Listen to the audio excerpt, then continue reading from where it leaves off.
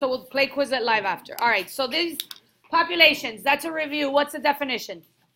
Break it down for me. Species living in the same place. Good.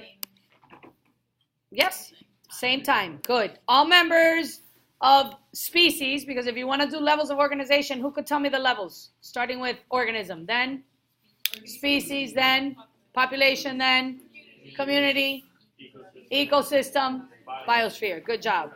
And you should be able to define each of those, so every time I bring one up, it's a review. This, by the way, I'll pause here. All right, so how do we calculate? Almost the majority of this whole lesson is about calculating populations or figuring out how to calculate what we currently have to predict what the future population is going to be like. It's all about that. It's pretty interesting, I have to say. Here is the first two vocab words. If we're going to count the number of organisms in a given area, what are we calculating? Population what? No. So look at the difference. I heard you. You want a number of organisms per unit area, we're going to calculate the density. If we're just going to count how many, so if I count how many people are in this class, that's going to give me the population what? Number or size of class, okay? So it's the number of organisms in a given area is the size, but the density is when you take that area by square footage and you say, okay, how many people are in it? And there's quite a significant difference because if you notice, some of these states that, like Texas, it has a lot of people, but you know Texas is a pretty big state with wide spaces, right? So the population density is lower. And I have like a graph here, I mean, just some data for you. But if you look at this, and I'll show you this data real quick, you do not have to know size of population in a state, but here's size, and you see California, Texas, and New York are first. And if I go to density, it switches from Washington, New Jersey, Rhode Island. So you look at the small states that are highly populated plus have all these high rises, right? So more people fit in one little area. That's where it varies. You will have to know population sizes when we get further on deep into the course when we're studying environmental science. All right, so another way to calculate populations, and this usually is not humans, it's population of other organisms, is called population dispersion. What do you think you're measuring here?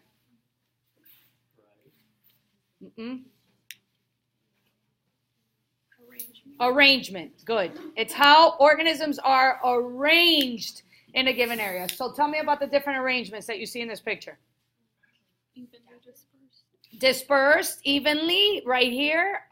We're going to say like kind of uniform. And I would say clustered or clumped is this one. And then this is kind of hard to tell, but look at this, the picture next to it, because I put it there for you to see.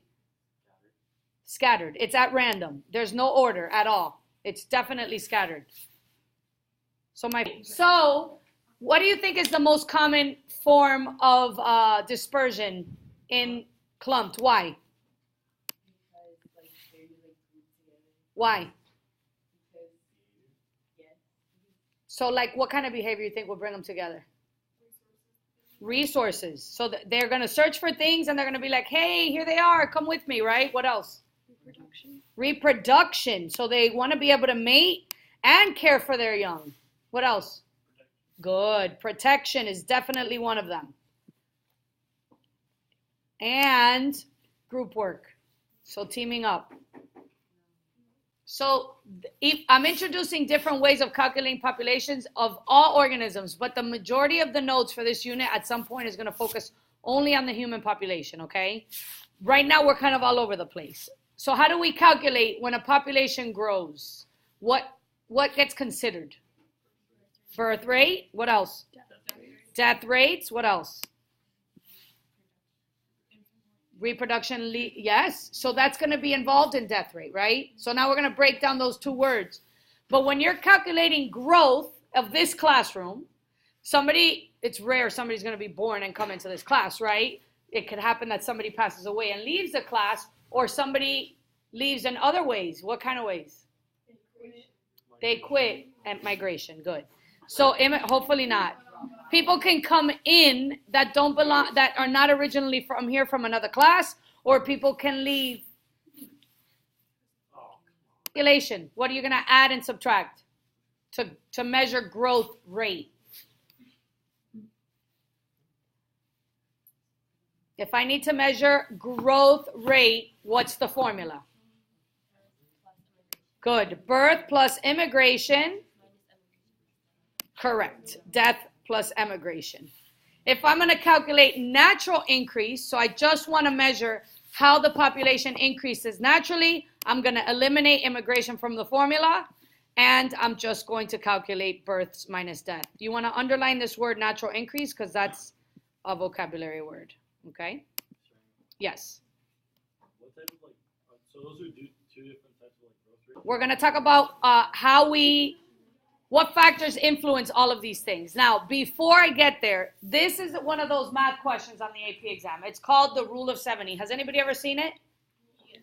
So it's used to calculate the number of years it could take a population to double. So you could calculate how long will it take this population to double in size, or it can also be used to calculate the rate. So the same formula, you just reverse it.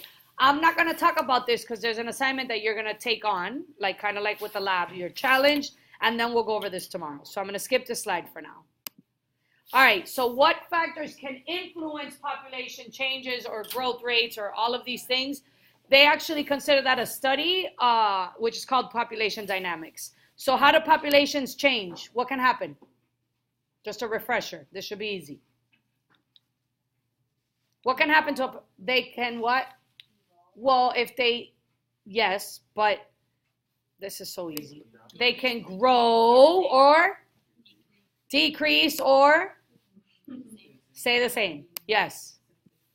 So yes, evolution can lead to growth of a population or death, or if lack of can lead to death of a population.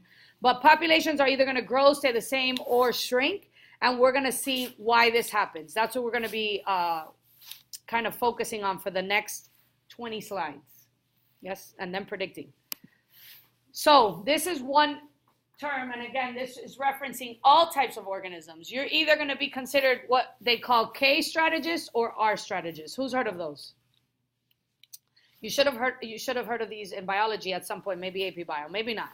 Looking at this diagram, what do you think is going to be different? Every picture I gave you. They vary really in two ways. Amount of what? The amount of offspring, okay? So K strategists are going to have few, and R strategists have a lot. So organisms that are R strategists have litters of offspring, right? Or a whole new football field of... We don't have that. So automatically you're going to know that we are K selected, which means basically we have 1, 2, 3, 4 offspring. At a time, you have 1. You can have 4 in your lifetime, but you give birth to 1 versus people that give multiple births. As humans, when we have twins or triplets, most people do that through some kind of induced pregnancy or like with in vitro fertilization, right? You went to a doctor. Twins happen. Triplets, quadruplets really rarely don't. Now, there's another difference between K and R. Good. The rate that you what? No. Yes. So K strategists reproduce late. So women reach reproductive ages at around anywhere between 12, 15, right?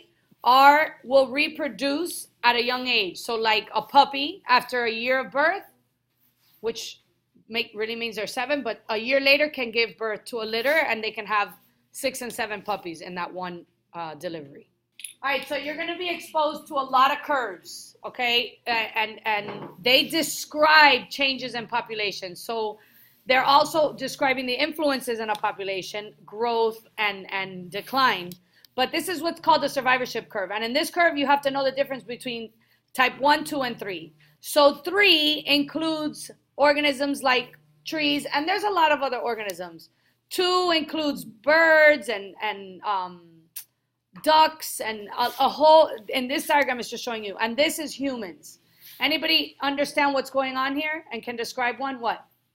So like it's based on how many or how many of that is relative to how long they live. So more humans live longer and die when they're older. Okay, so humans have a low infant death rate, but they have a long lifespan, right? What's happening to trees, which is type 3? Sure. They have a lot of young, but they die really young.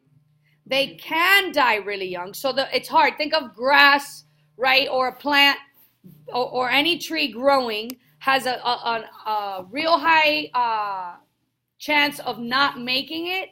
But once they make it, then they have long lifespans. So once they hit maturity, if they survive the struggles that they go through, then they're going to live for a long time. Like a tree can be 500 years old, right?